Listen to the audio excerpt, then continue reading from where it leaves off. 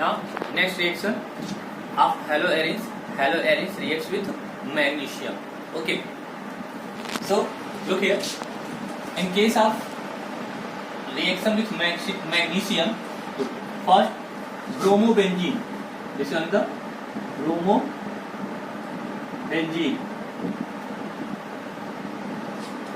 reacts with magnesium to form magnesium bromide with benzene ring. Okay, look here. All of you know very well that is RMgX. Okay, RMgX, where R is the alkyl group and X is the halogen group. This RMgX are known as Grignard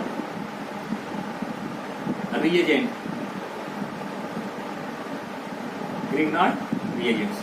Okay, that is R stands for alkyl group and X halogen group. So alkyl magnesium halide. Alkyl magnesium halide are known as Grignard reagents. Okay, now look here. This one, bromobenzene reacts with magnesium to form magnesium bromide.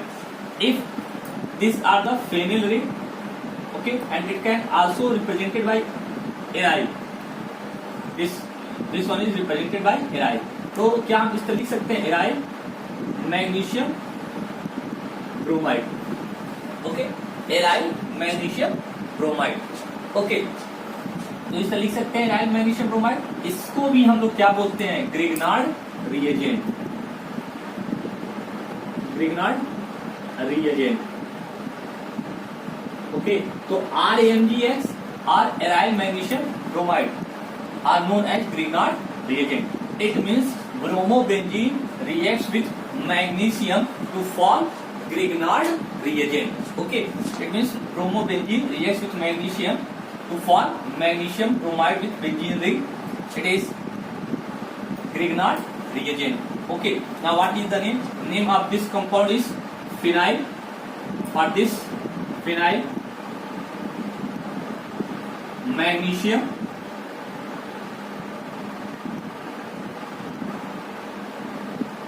phenyl magnesium bromide.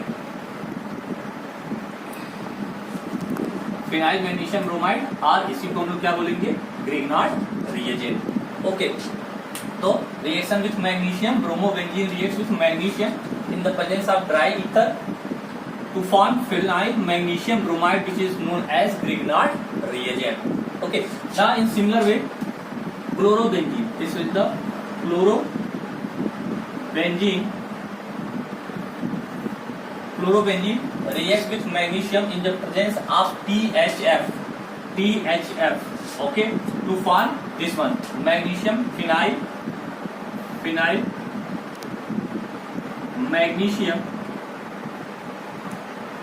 magnesium chloride. Okay, it is the Grignard reagent. Okay, phenyl magnesium chloride. Now here look at THF.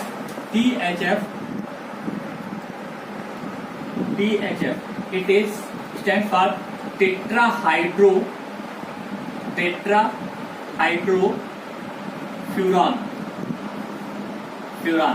and it acts as solvent in this reaction. Okay, so in this reaction THF tetrahydrofuran acts as a solvent. So these are the reaction of haloarenes with magnesium. Means haloarenes reacts with magnesium to form Grignard reagent, that is aryl magnesium halide. Okay, look here, phenyl magnesium bromide. So this is the formation of Grignard reagent. Okay. Now next reaction of haloarenes is that and Urge reaction we taken alkyl halide and reacts with sodium. In phytic reaction we taken chlorobenzene, that is haloarenes, and reacts with sodium. Okay, if two molecule of haloarenes reacts with sodium, then reaction is what? Phytic reaction. Now next one is Ullmann reaction. Ullmann reaction. What is the difference between Ullmann reaction and Fittig reaction? Difference is that difference of metal. Difference of metal. Reaction are same, product are same, but difference of metal. In Fittig reaction, we have taken sodium metal, and in Ullmann reaction, we have taken copper metal, the powder of copper or copper powder. So look here, Ullmann reaction. This is the iodobenzene,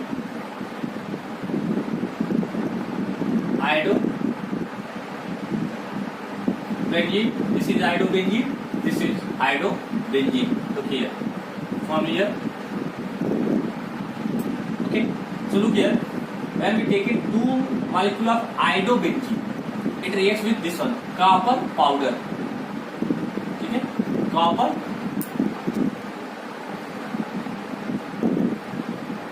powder. Okay, copper powder. Okay, copper iodide remove, and there is formation of diphenyl. What is Ullmann reaction? Ullmann reaction is reaction of 2 molecule of iodobenzene with copper powder. There is formation of diphenyl. यहाँ से copper iodide react करके इधर निकल गए, यहाँ क्या formation होते हैं? Diphenyl. Okay. Now the next reaction is reduction. Okay. यदि हम क्लोरोबेंजीन का रिडक्शन कराएं तो क्या होगा? तो this is the chlorobenzene.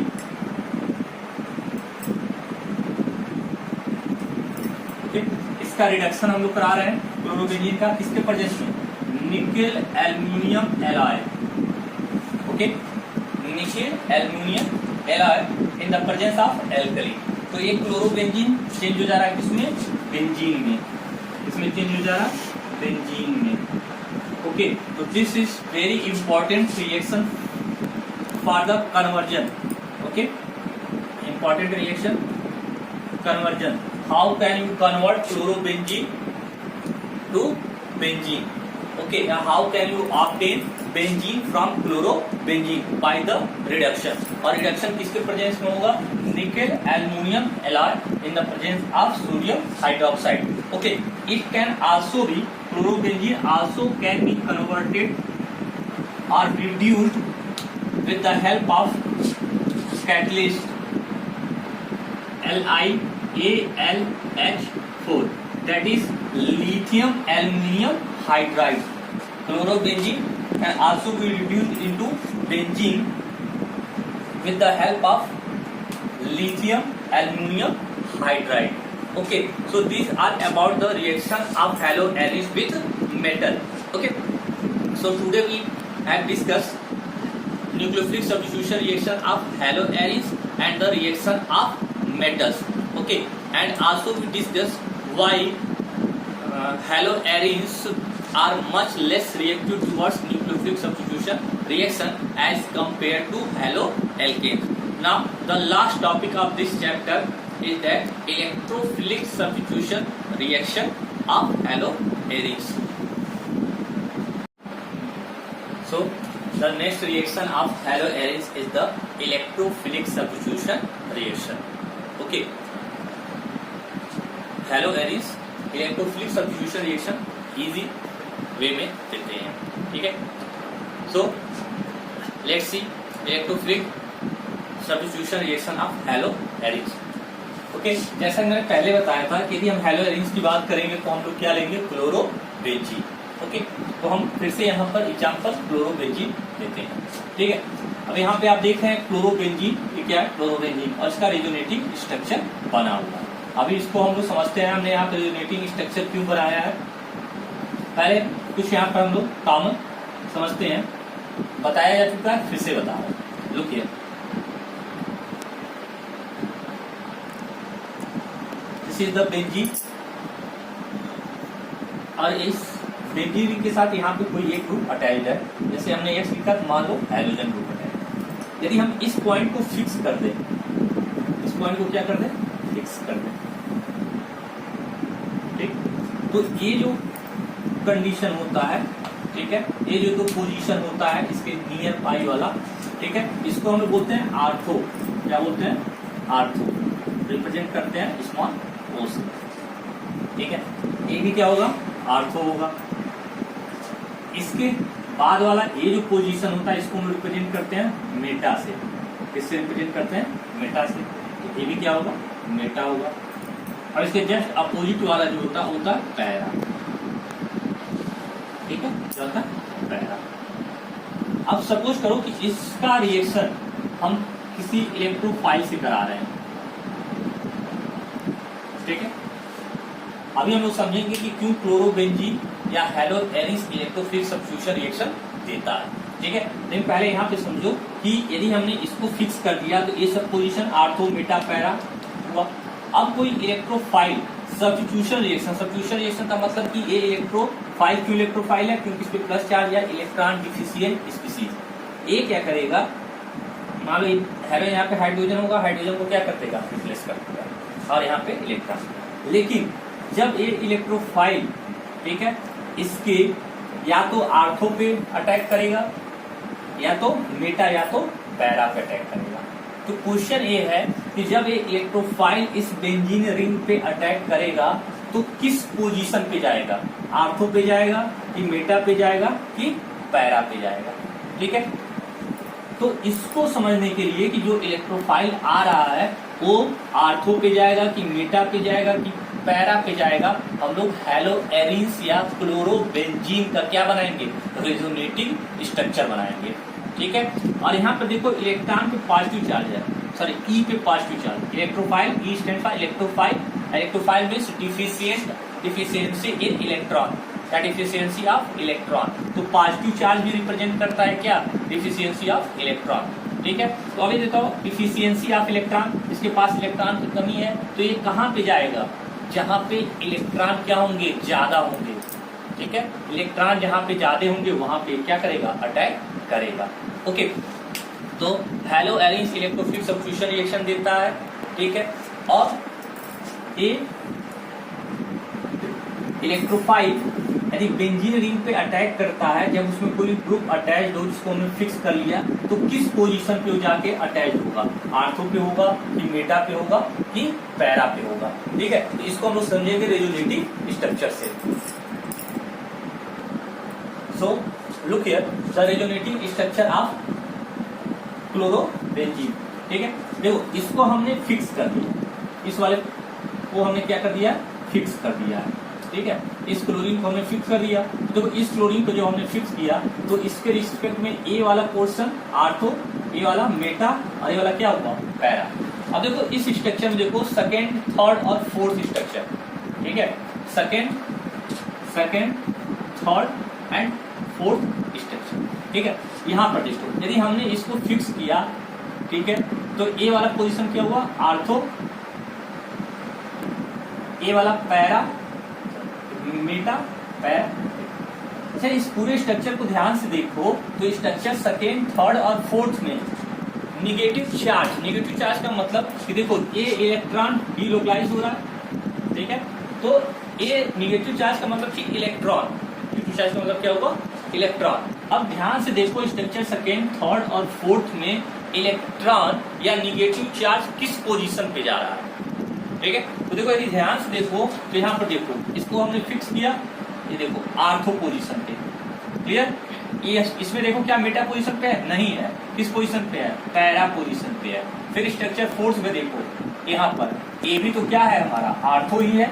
It means कि ये जो रेजोनेटिंग स्ट्रक्चर हम बना रहे हैं, जो क्लोरोबेंजीन का जो स्टेबल है, ठीक है, उसमें निगेटिव चार्ज कहाँ पे जा रहा है? सिर्फ आर्थो और पैरा पे जा रहा है। ठीक है, किस पे जा रहा है? आर्थो और पैरा पे। ठीक है, तो इसीलिए यदि हम इसका रिएक्शन कराएं, इलेक्ट्रोफिलिक सब्स्टिट्यूशन रिएक्शन कराएं, तो हमेशा आने वाला इलेक्ट्रोफाइल किस पोजीशन पे अटैक करेगा? आर्थो पे या तो पैरा पे। ठीक है, तो this is the reason incoming electrophile attack on the ortho and para position. These are the resonating structure of chlorobenzene. और हम हमेशा कह रहे हैं कि हम लोग एग्जाम्पल कौन सा लेंगे? क्लोरोबेंजीन। ठीक है, अब क्लोरोबेंजीन का हम लोग रिएक्शन कराएंगे, electrophilic substitution reaction according to your syllabus. केवल हमको 3 रिएक्शंस पढ़ने हैं। पहला क्लोरीनेशन, दूसरा हमको स्टडी करना है नाइट्रेशन और सल्फोनेशन। ओके, तो 1 बाय 1 हम लोग स्टडी करेंगे। Chlorination of chlorobenzene, okay, sulphonation of chlorobenzene and nitration of chlorobenzene. Chlorination of chlorobenzene का मतलब क्या हुआ कि क्लोरोबेंजीन में एक क्लोरीन एटम है, दूसरा एक और क्लोरीन एटम आ जाएगा। कहां पर आएगा क्लोरीन एटम? यदि इलेक्ट्रोफाइल की तरफ बिहेव कर रहा है तो आर्थो और पैरा पे आएगा। ठीक है। नाइट्रेशन, नाइट्रेशन का मतलब क्या हुआ कि क्लोरोबेंजीन पे आर्थो और पैरा पोजीशन पे क्या आएगा? NO2 group. नाइट्रेशन का मतलब होता है कि introduction of nitro group, NO2 group on benzene ring. Sulphonation means SO3H group introduced in chlorobenzene. Okay, so only there are 3 electrophilic substitution reaction of chlorobenzene. First one is chlorination, second one is nitration, and third one is the sulfonation. So the last topic of this chapter is electrophilic substitution reaction of haloarenes. Okay, so look here. First reaction chlorination. First reaction chlorination, electrophilic substitution reaction of haloarenes. और हम haloarenes में क्या example लेंगे? Chlorobenzene. Okay, so chlorination, chlorination means chlorobenzene reacts with chlorine, okay, in the presence of FeCl3, okay, और anhydrous aluminium trichloride, trichloride और aluminium trichloride. Okay, अब देखो chlorine ये फिक्स हो गया, तो ये ortho, Meta, para. Resonating structure में मैंने बताया था क्लोरोबेंजीन के कि जो आने वाला इलेक्ट्रोफाइल होगा किस पोजीशन पे होगा? आर्थो और पैरा पे। क्यों होगा ये भी हमने डिस्कस किया था। तो इस मीन्स कि एक क्लोरीन, इसका एक क्लोरीन एटम इसके एक हाइड्रोजन को क्या करेगा? रिप्लेस करेगा। तो किस पोजीशन से? या तो आर्थो से या तो पैरा से। तो देखो यहाँ पे क्या बना है? 2 प्रोडक्ट बने हैं, एक ortho dichlorobenzene and the next one is para dichlorobenzene. Okay, here aluminum trichloride and ferric chloride, okay, acts as Lewis acid, acts as a Lewis acid. Okay, what is the role of this aluminum trichloride and ferric chloride? It polarizes chlorine molecule. It polarizes chlorine molecule. Okay, so what happened? क्या होता है? Aluminium trichloride and FeCl3 acts as a Lewis acid, Lewis acid की तरह behave करता है। मतलब इसका जो ऑक्टेट होता है वो इनकम्प्लीट होता है। तो ये क्या करता है? इसको पोलराइज करता है और एक क्लोरीन एटम को क्या करता है? एक्सेप्ट करता है। यहाँ से एक क्लोरीन एटम को क्या करता है? एक्सेप्ट करता है। और किसका फॉर्मेशन होता है? क्लोरीनियम आयन का। यहाँ पर देखो ये क्या करता है? ये क्लोरीन है, ये AlCl3, यदि इसके स्ट्रक्चर ना हो तो AlCl3, एल्युमिनियम, एक Cl अरे ऑक्टेट इनकम्प्लीट है, इसे किस तरह बिहेव करता है? लुईस एसिड की तरह। ये यहाँ से एक क्लोरीन क्या कर लेगा? एक्सेप्ट कर लेगा, और एक यहाँ से माइनस के फॉर्म में यहाँ पे अटैच होता है, और एक क्लोरीन क्या होगा? Cl प्लस के फॉर्म में। और रेजोनेटिंग स्ट्रक्चर में आर्थो और पैरा पोजीशन पे क्या कर देगा? अटैक कर देगा। ठीक है, तो देखो 2 प्रोडक्ट फॉर्म हो रहे हैं, ortho dichlorobenzene and para dichlorobenzene. यहाँ पर देखो पैरा हैलोएरीन्स, मतलब जो इसमें पैरा वाला जो प्रोडक्ट होगा वो क्या होगा? मेजर होगा। ठीक है, मेजर मतलब मेजर भी होगा और स्टेबल भी होगा। क्यों मेजर होगा, क्यों स्टेबल होगा, अभी उसको बता। ठीक है, तो ये chlorination, chlorobenzene reacts with chlorine in the presence of aluminium trichloride या iron third chloride to form ortho dichlorobenzene and para dichlorobenzene. In the similar way look here, chlorine chlorobenzene reacts with nitric acid, concentrated nitric acid to form artho nitrochlorobenzene and para nitrochlorobenzene, and this reaction are known as nitration.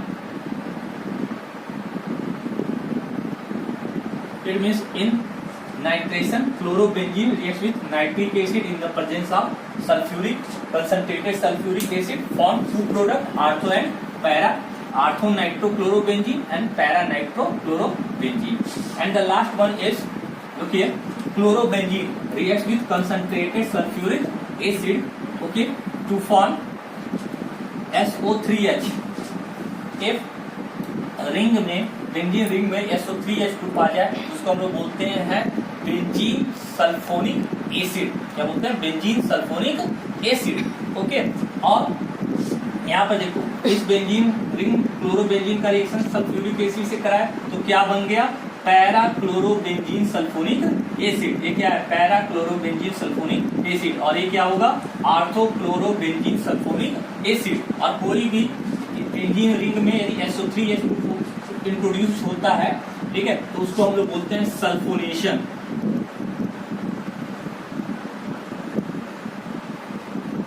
Sulphonation, ठीक है।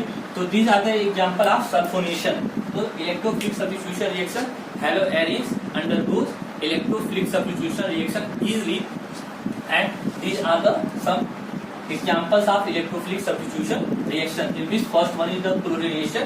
Chlorobenzene reacts with chlorine in the presence of anhydrous aluminum trichloride या iron third chlorides to form ortho and para chloro-dichlorobenzene. Now question is that कि why para haloarenes means कि इन दोनों में para वाला major product क्यों होता है? ठीक है, तो स्ट्रक्चर को देखो, यहाँ पे क्या होगा? रिपल्सन ज्यादा होगा, यहाँ पर रिपल्सन ज्यादा होगा, और यहाँ पर रिपल्सन क्या होगा? इनके क्लोरीन दो क्लोरीन एटम के बीच में क्या होगा?